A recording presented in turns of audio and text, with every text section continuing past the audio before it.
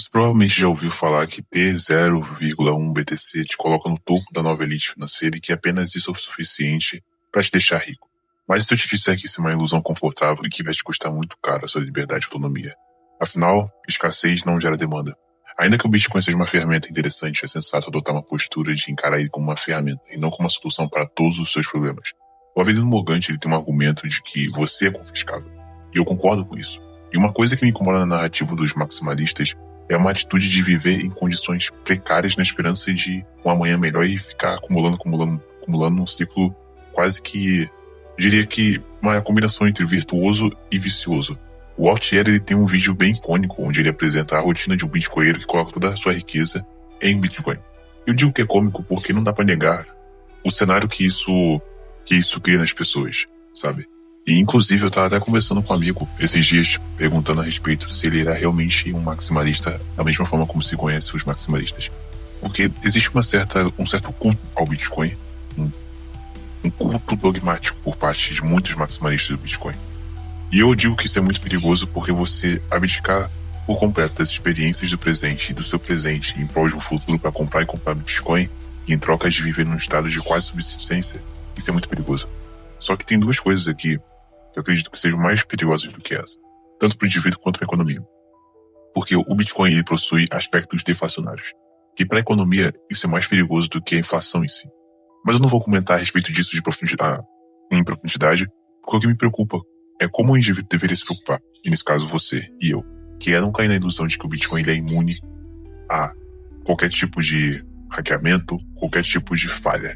Porque, por exemplo, em 2010 ocorreu um caso onde uma falha no código, um exploit, permitiu que o usuário criasse por volta de 184 bilhões de Bitcoin em um único bloco. E isso foi mais precisamente no bloco 74638. E para ser justo com a rede do Bitcoin, isso foi no começo da rede, onde o Satoshi ainda estava nativa, junto com outros desenvolvedores. E, junto com eles foram capazes de corrigir rapidamente essa falha. Só que, apesar de eu reconhecer que a rede que existe hoje no Bitcoin, ela sofreu atualizações ao longo do tempo, isso é inegável. Só que a dúvida permanece. Ela nasce, incomoda. E se isso se repetir? Não existe apenas essa narrativa de que existe um sistema que seja impenetrável. Isso não existe. Até porque muitos casos de que empresas, sistemas são impenetráveis e hora ou outra a gente vê vazamentos, sabe? E é fato que a rede Bitcoin hoje, como eu já comentei, ela não é a mesma de 2010. Só que eu te convido a pensar, será que vale a pena colocar todas as suas esperanças no Bitcoin? Eu entendo por que as pessoas colocam todas as suas esperanças no Bitcoin. E, bom, a gente precisa reconhecer que vamos trabalhar agora com um cenário um tanto hipotético aqui. Que sendo bem honesto, ele não é impossível de acontecer. Que é uma economia que opera, na sua grande maioria, com o Bitcoin, uma espécie de hiperbitcoinização, que vai atuar com esse ativo que tem um aspecto deflacionário. Aí você tem o incentivo a poupar e adiar o consumo. E isso é ruim por quê? Porque o poder da compra da moeda ele vai aumentando. Se ele vai aumentando com o tempo, vamos pensar o seguinte. Se hoje você pode comprar um notebook com 0,01 Bitcoin, e amanhã esse mesmo notebook ele custa 0,0009. Por que comprar agora? Você pode muito bem pensar, cara, por que eu vou comprar agora se eu posso acumular, vou acumular mais valor? Isso vai gerar uma deflação monetária e de preço. Isso eu estou trabalhando num cenário de hiperbitcoinização.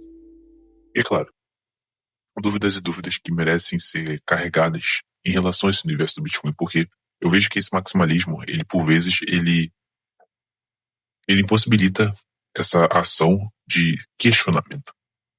Sabe, a mensagem desse vídeo é se manter cético, mesmo diante do otimismo externo. Nesse caso, o fanatismo, o dogmatismo em relação ao Bitcoin. A minha crítica ao maximalismo do Bitcoin ela é em relação ao fanatismo dos lunáticos no mundo da cripto. Isso quer dizer que não se deve comprar Bitcoin? De forma alguma estou dizendo isso. Mas é importante se manter cético, sabe? Por isso que a máxima a qual eu busco seguir minha vida é o conhecimento, é o caminho. E se você quer comprar Bitcoin, não entenda isso com uma certa levianidade. Não encare isso como vou comprar por impulso, ou porque outras pessoas estão comprando. Cara, é simples. Vai estudar. O melhor a ser feito, que inclusive é o que eu estou fazendo, é estudar o Bitcoin. Eu estou escrevendo sobre o Bitcoin, que eu vou escrever um texto na minha newsletter a respeito disso, que vai sair nessa semana. Assim eu espero, pelo menos. E, bom, vai ser um texto onde eu vou comentar a respeito desse maximalismo do Bitcoin e vou apontar outros pontos também em relação à economia. Mas vai ser um texto onde vai ser interessante para você. Eu recomendo muito que você se inscreva na newsletter. Eu vou deixar o link na descrição e nos vemos no próximo vídeo.